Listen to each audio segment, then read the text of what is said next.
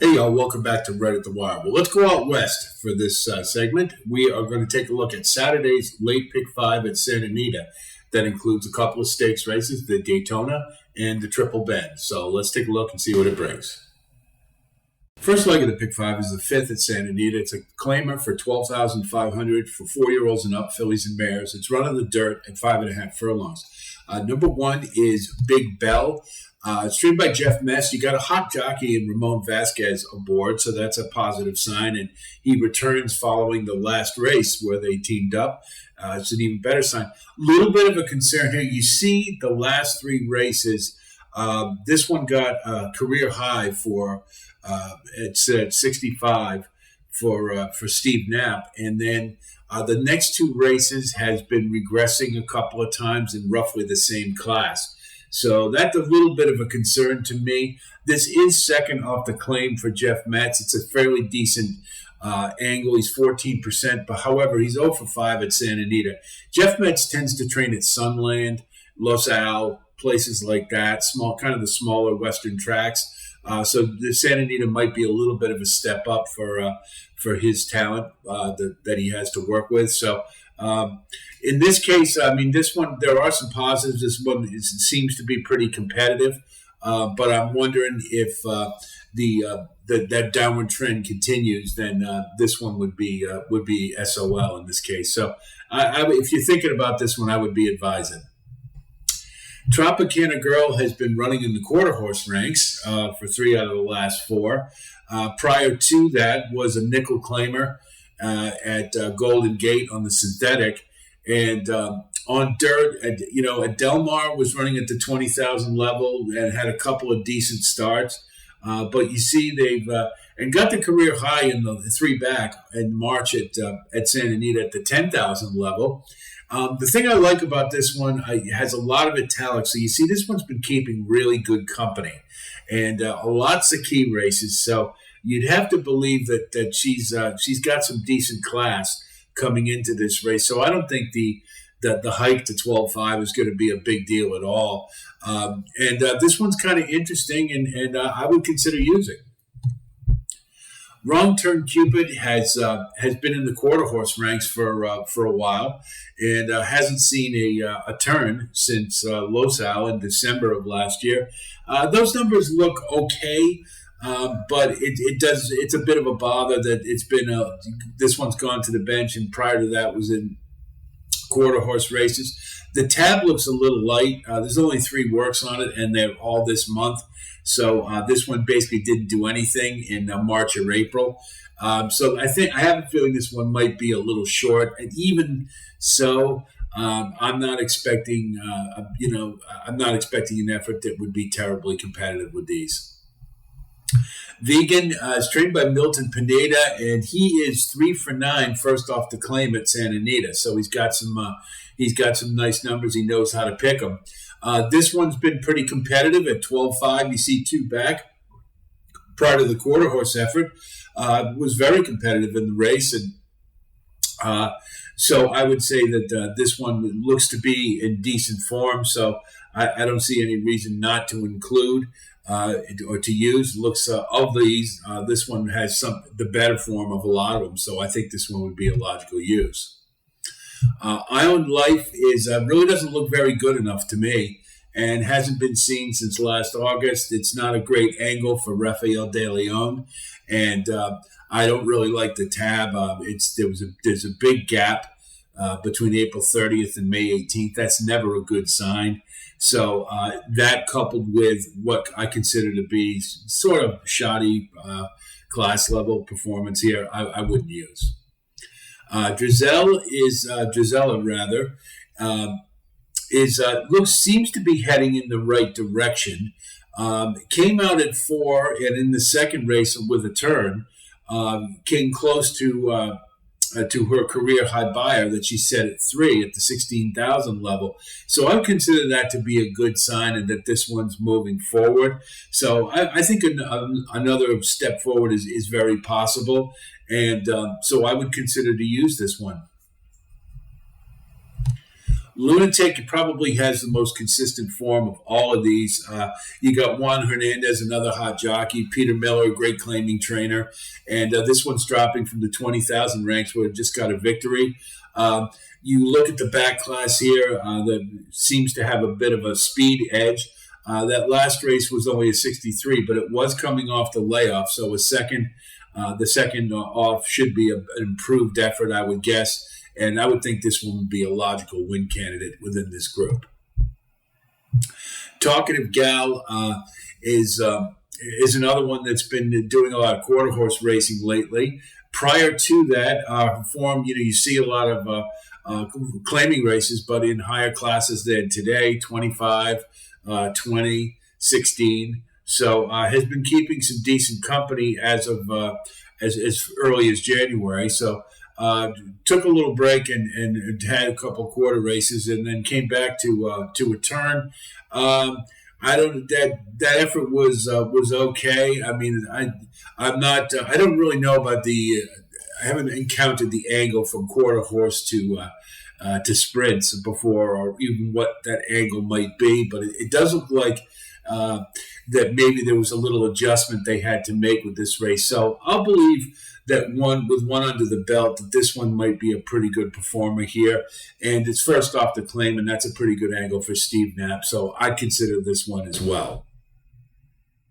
The second leg of the late pick 5 is the 6th race. It's an optional claimer for $50,000, non-winners at 2 lifetime, 3-year-olds and up on the dirt at a mile. And I'll tell you right off the bat, this is a very evenly matched race. So it's really tough to find an edge with one or the other. Number 1 is Clamp It. He goes at 30-1, and that right off the bat, he's not too far removed from the rest of these, so that right there gives incentive to use.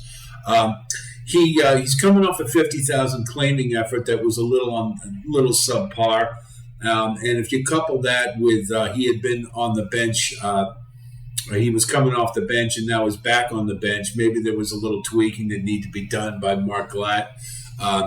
He's pretty good with long layoffs and sprint to route. So there's some good angles here to think about. As I said, this is a fairly evenly matched field. The only thing is this one's a little light on the buyers in comparison to the others. But you can see he's been fairly competitive in the class at option 50. And he has been improving steadily, and at 4 years old, it's very possible coming off the bench, he could put forth a really good effort. So I consider this one, particularly at the price for the value, given the evenly matched field. Number 2 is Motown Music. That's another Mark Glatt, and he's second off the layoff, which is a decent angle. And you see this one posted near his career high in the last race with a victory and around 2 turns in a 50,000 claimer. So he's in good form right now, and he pretty much runs in the same race virtually every time. You can see, and sometimes it's good enough for the win, sometimes not.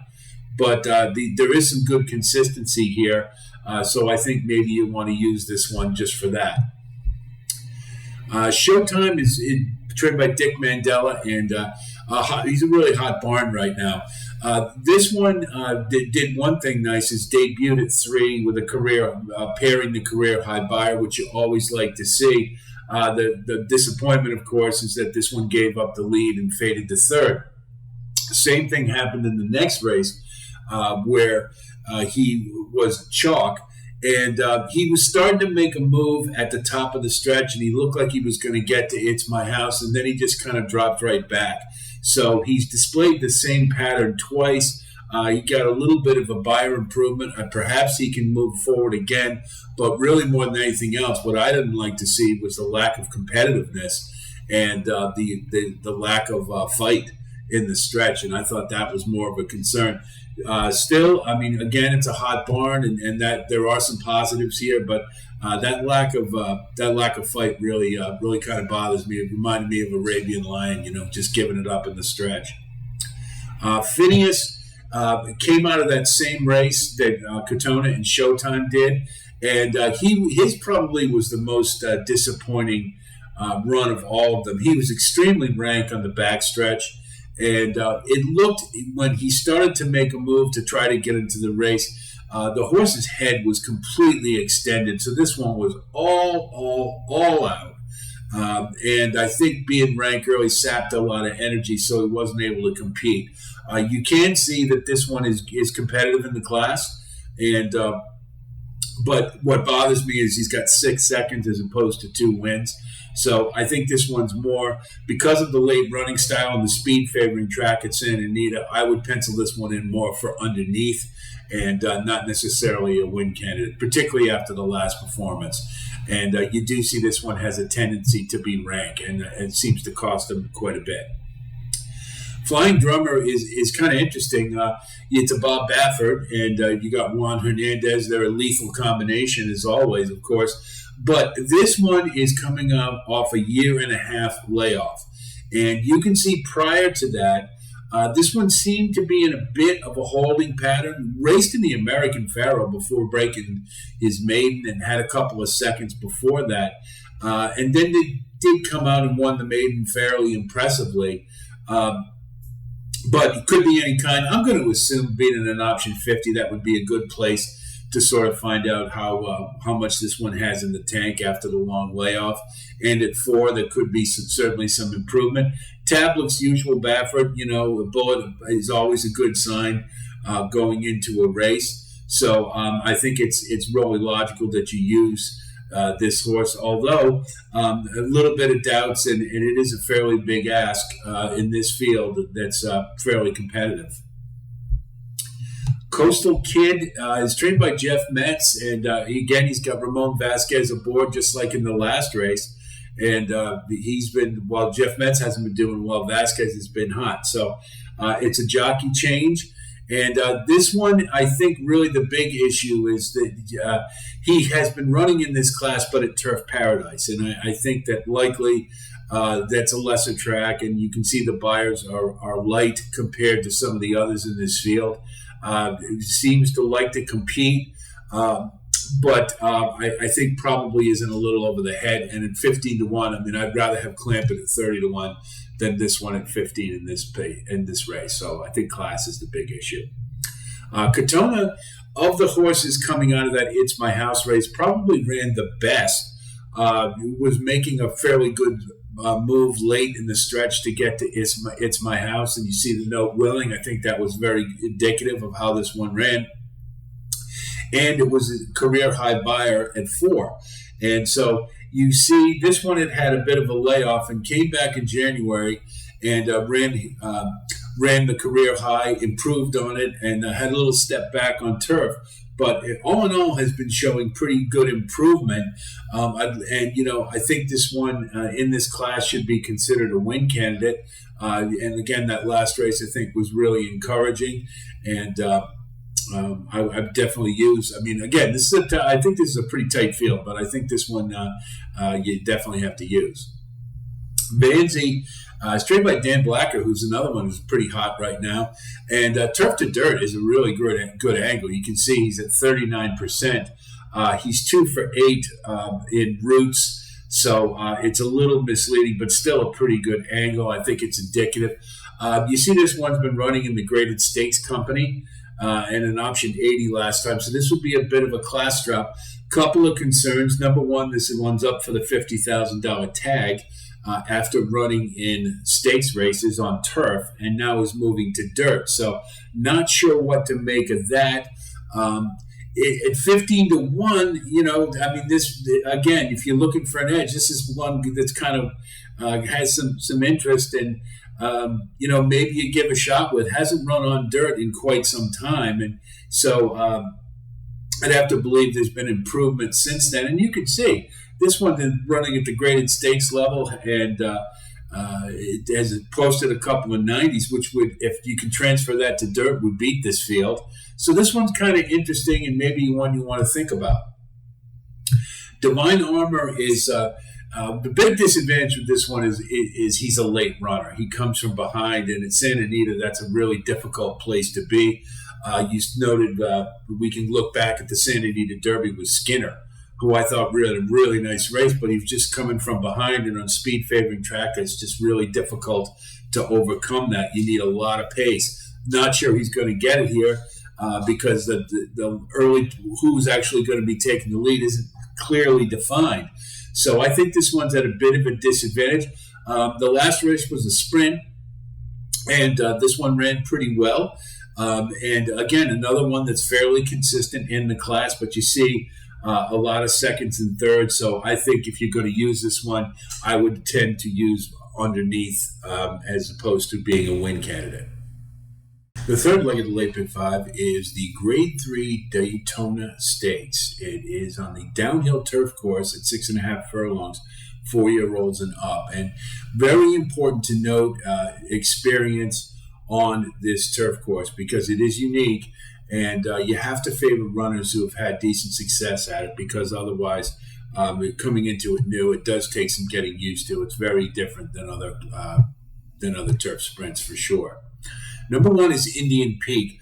On the face, you'd look at and see this one to be pretty consistent and very competitive within on the turf. Most of he's had quite a few efforts on the downhill course, but it hasn't resulted in a whole lot. 1 win, 2 seconds, 2 thirds, and you can kind of see why. Because that last race in particular, he made a really smart move. Ramon Vasquez did on the rail, but he just completely flattened out in the stretch. It was his race to lose at that point, and that's a little disappointing. It seems to be a pattern with him. If you look, he does that quite often. It just doesn't seem to quite get the job done, particularly on the downhill course. So that's a bit of a concern. He does get Juan Hernandez, hot jockey, and you don't really do much better at Santa Anita. And Peter Miller's 32% with him. So I think that's an encouraging sign. But I don't know that it's going to make that much a difference because this seems to be his running style seems to be a blueprint. Like he just runs that way all the time. So if you want to take him, I mean, I do it advisedly, especially at 5-1. But Juan Hernandez maybe will get the most out of him. Lovesick Blues is in good form, but you note those last 2 were on dirt, and his buyers. He seems to be better or runs better on dirt, in my opinion. I look at those 5 turf starts in the middle there, and while he was certainly competitive at the N1X level, this is a step up to graded stakes, and it doesn't look to me like he might be a bit of a cut below. You do get Umberto Rispoli. That's a good sign. Is it repeats from the last dirt win, but again, this one's a little advised to me, and I just kind of have a feeling he might be a little better on dirt. Fast Buck is probably the speed of the speed in this race. Cesar Diallo is not a trainer I'm familiar with, but obviously turf is his bag. He does very well with it. You can see he's 42% with turf sprints in his last 12, so that's pretty good. What I do like about this one is the fact that he is the early speed and he is to the inside. The problem you have is that the last 2 efforts on the downhill shoot were not very good. They were a little subpar. And the second one was worse than the first, so obviously it's probably not a course he cares for. Secondly, Hector Berrios, while being a pretty good jockey, I've never been too impressed with on the downhill shoot, so that's something to keep in mind as well. I think 5-2 might be a bit of an underlay. I'd be advised with this one, and it's also a class test. He's moving up to the Graded Stakes Company for the first time, so there might be others that appeal a little bit more. Restrained Vengeance is a horse who's had a lot of success on turf. You can't be a millionaire without it, but most of it has come on at the mile or longer. And this is a sprint, obviously. Now, the downhill shoot does play like a mile race because of the configuration. But if you notice, prior to the layoff, he was not in very good form, and they gave him one layoff, and then he came back at Del Mar in the Pat O'Brien, and he ran another clunker. It was a really good race, but he was dead last in it. So he's been off the bench for quite some time, and it kind of looks like Father Time might be catching up with him a little bit. And since he has had more success on longer distances, I'm probably going to pass. What makes Sammy run is logical. He won the last race on the turf shoot, and he did so pretty impressively. It was only a 5-horse field, but he did close into. He had to fight off Air Force Red, who had a tactical advantage. And Indian Peak, as I mentioned, made a really nice rail run, and he came from the outside and he closed and got up. He's certainly a horse for the course. He's 4 out of 6. And he's got 2 wins on the shoot, and he won the Eddie D, which is a grade 2 last year. It's third off the layoff. It looks to me like all systems are go. I see no reason not to use him, and he's a definite win candidate. Prince Lancelot, aside from having a pretty cool name, is trained by George Papadromo. Say that 3 times fast. And he's coming. It's his first race in quite some time. He's been off since October last year. Ran a lot of turf sprints in France, but here's the big problem: he has never run on a downhill turf course before, and really, he's gonna beat me if he runs a good one, because I just can't take a horse who doesn't have any experience over this course, particularly when you consider this ground's going to be a lot firmer than he's used to running on. Burden Turf is kind of interesting to me. Dan Blacker's pretty hot right now, and he's got his A rider, Drayton Van Dyke. He's 40% with him, and if you look, the best efforts that this one has put forward, it's been with Drayton Van Dyke as the jockey, and he even has a win at the N1X level on the downhill course with Van Dyke aboard. He also was competitive in this race last year, finished 3rd. I think he's going to be just off the leaders. He should be right on the throat latch of Fast Buck, I think, and that should put him in pretty good position. The last race was his first off a layoff, so maybe we can cut him a little bit of slack. Kind of flattened down in the stretch. But again, being the first off the layoff, I'm gonna consider this one to be ready to run a decent race here. So I would definitely use. The 4th leg of the Late Pick 5 is the Grade 2 Triple Bend Stakes. It's run at 7 furlongs for 4-year-olds and up, and it's always have to note, of course, with 7 furlongs. There's a premium on horses that have run at the distance because it is a unique configuration. You see it starts in a chute, so horses to the inside, if they don't hustle, they can get shuffled back. So just a little thing to think about. Number 1 is Midnight Mammoth. You see, this one hasn't run in a sprint in quite some time. It's been mostly roots. The last couple were pretty good. Got a win in an optional 80 for N2X and did okay in the Californian, which is a grade 2. And Defunded and Royal Ship are Pacific Classic contenders normally, so that's a pretty good field. The cutback, it should be pretty good. Obviously, this one will have the stamina to last the extra panel. I'm not, the only thing is that there is a lot of other early speed, and I don't know that this one would have the greasy fast speed that you need to get up to the lead. And so you're getting 6-1. It's a fairly square price, and this is one I might consider using just because route to sprint's always a good angle in these type of races. Desmond Doss was a very good, sprinter, good horse, but it looks like at 7 years old that I'm not sure this one can muster a winning effort. Now, one thing that you can look to is the last time they went turf to dirt with this one from October of 21 to May of 22. Granted, it's a long time, but it seemed to work out pretty well. And they've done it a couple of times, and it did get a win back in 2021. So it seems to inspire a better effort out of this one. They had a lot of trouble in the first off the freshening, and it was a little late to get going, and did get up for 4th, so it was mildly encouraging.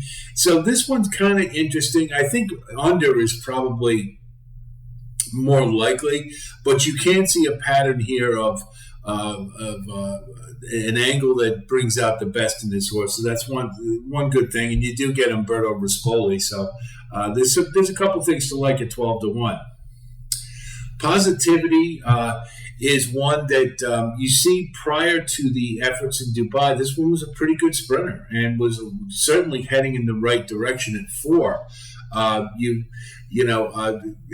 Was in the claiming ranks and has moved up to the point where they were running in state-bred stakes. Now, obviously, that was a big step up. Go to Dubai to graded stakes and didn't fare overly well, but they took a long layoff, and it's been over a year and came back in the Kona Gold and ran a pretty good third. And to me, watching that race, it looked to me of all the makings of a horse who needed a race. So I think at 15-1, with this horse's off the pace running style, when a few of the early speeds are backing up, this one could be right there. And at 15-1, that's a pretty good price. And as I've mentioned before, Doug O'Neill is always dangerous when he's not the favorite, when he least expect it. So I think this one is a use at a price. Forbidden Kingdom, they've cut this one back after the Derby fever wore off, after the Santa Anita Derby, and has been running them around 1 turns. But my problem with this horse is not there's definitely talent here, and this one is got plenty of speed. Problem is this one doesn't or gives it up quite often, and you go back to the last couple wins. One was in the San Felipe in kind of a marginal field without a lot of early speed, and then won the San Vicente at 7 furlongs back as a 3-year-old. But since then, it has been prone to giving it up in the stretch, and you just can't like that. Now, you're getting Juan Hernandez, that's the regular rider, and Mandela is a hot barn, but to me, I just think that this horse is prone to fade in the stretch, and that's what really works against, makes me not really be too attracted to this one. But again, it's a hot barn. If you wanted to use, I wouldn't talk you out of it. Howbeit is one that was just claimed for $100,000. You don't see that too often, and apparently they're going to try a reclamation project. This one's been in graded stakes and not very good in some of them. Won a Grade 2, the Santa Anita Sprint Championship, in October of last year, but then 4 fourths in a row. So at 6 years old, Father Time might be catching up, and I don't see enough here to get me real excited about this one, so I'm going to pass. Spirit of Mecana hasn't run in quite some time. This is another one trained by George Papapadromo, and you see this one's got plenty of speed and can do it at 7 furlongs. Is a whisker away from being undefeated, so this is a pretty good horse. I think running fresh in this race is a big advantage, and running on the engine. And this one doesn't have to have the lead, can rate, and you can see took down Forbidden Kingdom in the last effort in the San Carlos early in the year. So I like this one. I think of the speeds, I think you have to consider this one a serious win candidate. CZ Rocket is the old warrior, has been around forever, and could this one factor in this race coming late? Yes, but that I don't think a win is possible here. I can't see it at a 3-1. That's too short. You're getting Ramon Vasquez again, as I've noted, a hot jockey, and Peter Miller does well with him. But I just can't see this one on top. I think underneath is more likely. The last leg of the late pick 5 is the 9th race at Santa Anita. It's a maiden 50 for 3, 4, and 5-year-old fillies and mares, and it's run on the turf at a mile. Number 1 is Precocious Times. He's pretty logical. He's right off the bat. He's making she's making gradual improvement, and prior to the layoff, ran a really solid second to a runaway winner. So pretty much had the rest of the field beat except the winner. So pretty logical here. John Sadler, good trainer. Haranas Racing, Juan Hernandez, lots to like. Definitely have to use. Picture of a Lady is trained by Matt Clark, and the thing I like about this one is you see the 2 races this one is running were both key races, and the last one in particular, granted it was in June of last year, but all of I think 3 or 4 of them have all come back to be winners, and they've won again on top of that. So there was some good competition there, as well as in the debut. Stretching out shouldn't be a problem for Hartzman on top and Danzig on the bottom. Mark Ladd is good with that. So I think there's it was a pretty good claim. It's looking like kept in the same class. That's fine, and blinkers on. So I think this one is illogically used as well. Crescendo Molto is very interesting. First of all, you're getting at 15-1. You're getting a really nice price on a horse who did pretty well in the first start, albeit a sprint. But here's the thing: Dan Blacker, while his barn's going pretty well right now, he is 3 for 5 and 80% in the money. First start, first route, second start, turf. So you got Mendelssohn on top, and I don't think the distance is going to be a problem. So I think this one might sneak up on the field. You get Edwin Maldonado. That's a good jockey for him. They clip at a good rate. So lots to like, and you're going to get a super price. Why not? LT's Choice and Lieutenant's Choice, trained by Vladimir Serin. Not too much in the first effort, but you are dropping to the claiming ranks after quite an extended layoff. That's not necessarily... there's a lot of firsts here. That's really what I don't like about this horse. You got first-time turf, first-time route, first with the team after a long layoff. And you do see Umberto Rispoli aboard, which is encouraging. And the tab looks pretty decent. But, 5-1 with that, it seems like a bit of an underlay to me. I wouldn't talk you out of it if you want to use, but I think it's asking an awful lot of this horse to take this one down. Conceal and Kerry, as you note, went for $42,000. It was bought for $42,000, and Gunrunner $125,000 stud fee. So that's a big bath they took on this one.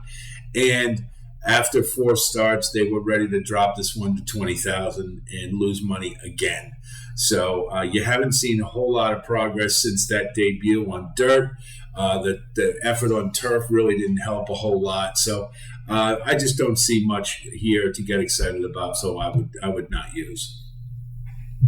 Whirly Curly, Mike Pipey is notorious for throwing bombs, so that's something you have to keep in mind. And his barn's going pretty well right now, and Giovanni Franco's riding pretty well right now. So you got double hot in the connections. This one has been okay, but I don't really see any forward progression or improvement. In particular, the mile effort at Del Mar was not so hot and finished way up the track. So I'm not even sure, with a practical joke as the sire, I'm not sure 2 turns is what this horse wants. So I don't really see room for improvement or anything to get excited about for this race. But Mike Pipey, you want to take a shot with Mike Pipey at a price maybe, but I can't see much to get excited about. Peyton Gold is another Mark Latt, and you see that ran in a sprint the second time on turf and did pretty well, got a decent third after having a little bit of trouble early. Mark Latt is 11% with the third start and first route on turf. This one is got Malibu Moon on top and Curl on the bottom. Should definitely like added ground, I would think. And going on to turf, this is one maybe you want to think about. There's enough things to like to use, I think.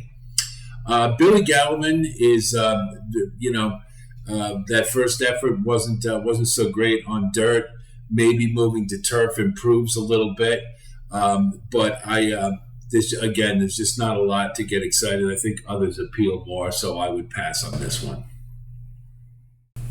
So here's what our ticket looks like for the late pick 5. In the 5th, we're going to use 4 and 7. In the 6th, we're going to use 2, 5, and 7, 8. In the 7th, 5 and 7.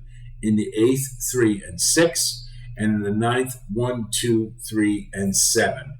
And that's 2 times 4 is 8, times 2 is 16, times 2 is 32, times 4 is 128 at a 50-cent base. It's a $62 ticket.